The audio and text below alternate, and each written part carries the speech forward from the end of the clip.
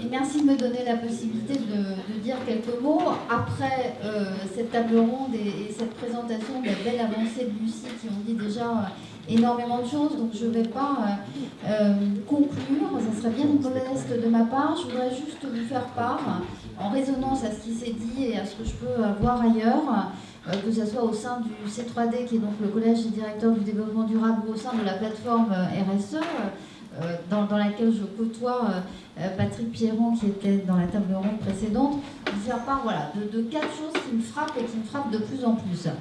La première, c'est qu'on parle beaucoup de RSE, on n'a pas arrêté d'en parler en termes de méthode, et puis les intervenants précédents ont mis l'accent sur une chose qui, moi, que je considère comme essentielle, c'est finalement à quoi ça sert.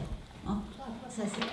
Et quand on se lance dans ces démarches et quand on se lève le matin et qu'on est nous-mêmes des acteurs de la RSE, quelle finalité on veut servir.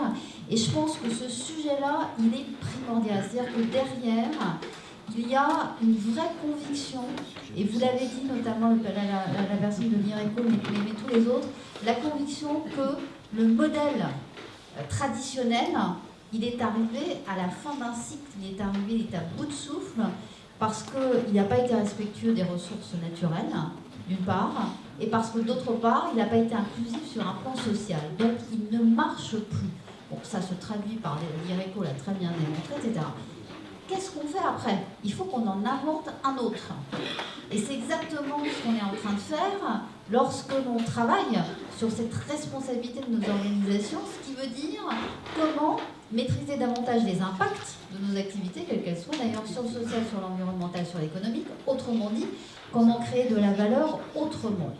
Et ça, moi, je pense que c'est absolument capital que de rappeler ce pourquoi on fait cela. Ça veut dire de manière très concrète, parce que je sens que vous avez cette question-là à la bouche, de manière très concrète, se dire au fond, c'est quoi l'enjeu pour mon secteur d'activité? On parlait, j'ai entendu tout à l'heure, vignoble durable. Donc en quoi une politique RSE peut servir cette idée de durabilité dans le vignoble? Pour l'IRECO, on voit bien que c'est son modèle économique qui est en jeu. Comment je peux accompagner mes clients pour avoir des fournitures autrement? Et donc quels services j'invente? Pour la restauration, pareil. Le durable dans la restauration, ça veut dire quoi aujourd'hui et comment j'oriente ma politique RSE dans ce sens-là? Voilà, pour moi, c'est ça la vraie question, c'est celle du sens. Et c'est évidemment, du coup, la question de ceux qui vont porter dans les entreprises, qu'elles soient petites, moyennes ou grandes, c'est-à-dire les salariés. Et personne, Patrick, n'a le monopole des salariés. Je pense que ce sont eux les ambassadeurs et les porteurs de cette RSE. Ça, c'est mon premier point. Et voilà, je le dis avec beaucoup de passion et de conviction, mais je pense que c'est tout ça une question de sens et de transformation de nos organisations. Le deuxième sujet, il est celui sur lequel Alain a insisté ce matin, et d'autres sont venus aussi dessus. On sent bien, et le nombre que vous représentez ce matin en est un signe supplémentaire, que l'ensemble des sujets liés à la RSE en ce moment créent des attentes extrêmement fortes. On le voit dans les colloques, dans tous les rendez-vous, dans les groupes de travail, etc. Il y a une affluence, il y a un public de plus en plus important, ce qui est un signe extrêmement formidable de la compréhension de l'importance du sujet dans l'ensemble des organisations. Et ces attentes-là, moi je les vis comme extrêmement positives. En même temps, elle offre du coup un cadre un peu différent dans lequel il faut réfléchir à nos sujets. Moi j'y vois 2 incidences. Le premier, c'est que du coup on est tous à des degrés de maturité extrêmement différents par rapport à la politique RSE. Il ne faudrait pas laisser croire, ou en tout cas confondre, problématique de maturité et greenwashing.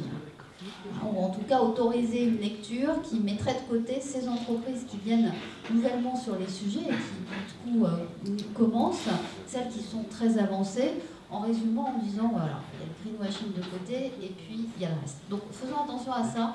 Différence de maturité, ça ne veut pas dire habillage, et je pense que c'est important. Et deuxième conséquence, c'est qu'il me semble aussi, et je pense qu'il ne faut pas être langue de bois et avoir le courage de se dire ça, que plus les attentes sont fortes, plus les exigences seront fortes.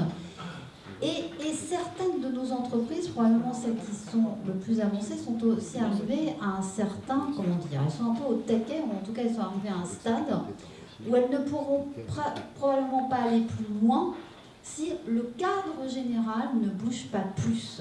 ça aussi j'attire votre attention là-dessus. Moi je vois bien dans quelques-unes des entreprises du C3D où beaucoup de choses ont été faites, mais le fond du fond, le dur du dur, c'est-à-dire le modèle économique que l'on voulait financer n'a pas automatiquement été touché. Donc c'est maintenant que les vraies choses, si je puis dire, vont commencer, et que pour qu'elles commencent vraiment, il faut que ça bouge de manière plus générale.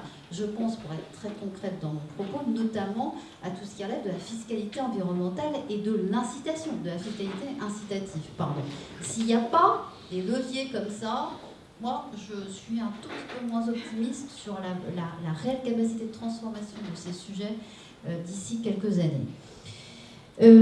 Bon, alors, et du coup, je pense que la méthode de Lucie est extrêmement intéressante là-dessus, parce que, ça ne vous a pas échappé évidemment, c'est une démarche progressive qui permet de faire le bilan 18 mois après 18 mois. Donc dans une période comme ça où tout bouge en même temps, il me semble aussi que c'est extrêmement important de pouvoir inscrire les choses dans le temps et se donner les moyens de faire le point sur l'état d'avancée de ces sujets. Troisième point, là aussi il me tient beaucoup à cœur. Au fond, vous l'avez tous dit de manière un peu différente. On est intrinsèquement sur un sujet qui induit la notion de transversalité. Si vous l'avez dit de manière très différente tous, si l'on n'est pas en dialogue, en écoute, monsieur disait, j'écoute mes clients, c'est ça la RSE, c'est du bon sens, et oui, c'est ça, et c'est tellement révolutionnaire que de le faire vraiment. J'écoute et je co-construis, je dialogue, que ce soit avec mes clients, que ce soit en interne. Deux exemples là-dessus. Que la qualité et que les gens qui font de la RSE à l'intérieur des entreprises se parlent. Nom de Zeus, j'ai envie de dire. Derrière, il y a des choses qui sont quand même extrêmement proches. Bon, on se regarde en chien de faïence en se disant la qualité c'est vieux, la RSE c'est tout moderne. Bon. Pas du tout. Pas du tout. Et je pense, voilà, là aussi il y a des dialogues à renouer à l'intérieur de l'entreprise. On est en train de se regarder aussi un peu en chien de faïence avec le directeur financier.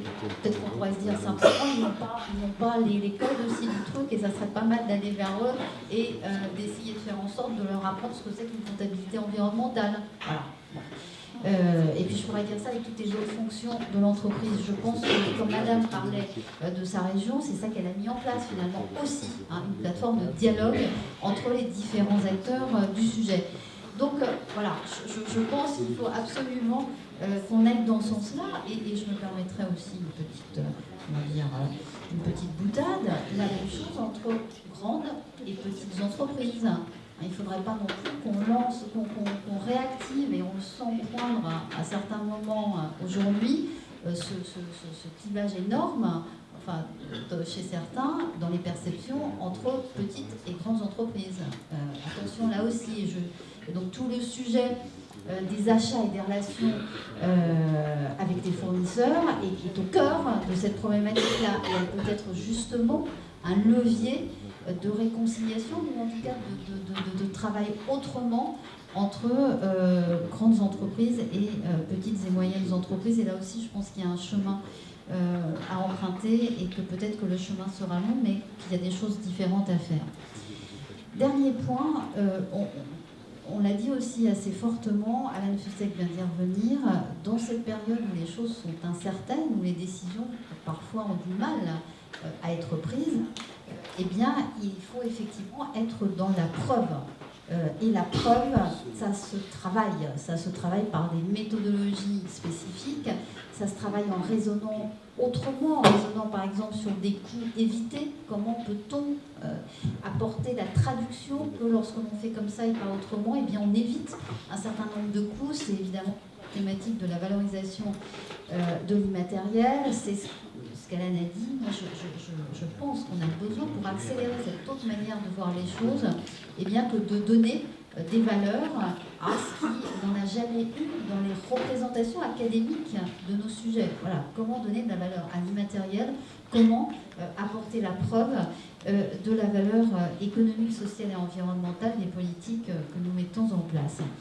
Et je conclurai en disant que du coup, si on veut bien admettre tout ça, je pense que la question, c'est pas celle de est-ce que c'est cher ou est-ce que c'est pas cher, la RSE, parce que ça reviendrait à dire qu'il y a des entreprises qui sont riches et qui peuvent faire de la RSE, puis il y en a d'autres qui ne sont pas, et qui peuvent faire et qui ne peuvent pas en faire. Et je pense que poser cette question comme ça, c'est pas avoir exactement compris ce qui est en jeu. Je pense que la vraie question, c'est que toutes les entreprises aujourd'hui ont besoin de transformer leur modèle. La vraie question, c'est est-ce que je l'ai fait en amont de la catastrophe? Est-ce que j'ai ce courage de me dire, bah oui, là je prends conscience qu'effectivement, il faudra peut-être que j'aille vers une économie de l'usage, ça par exemple. Mais pour l'instant, je ne sais pas, les indicateurs, ils sont quand même encore un peu au vert. Hein, bon.